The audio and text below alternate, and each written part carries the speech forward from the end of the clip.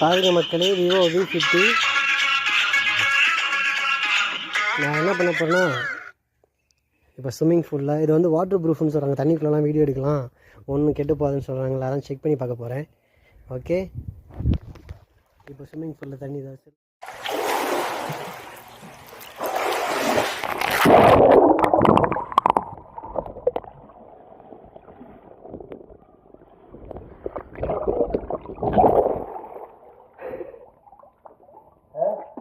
माफी मुश्किल है।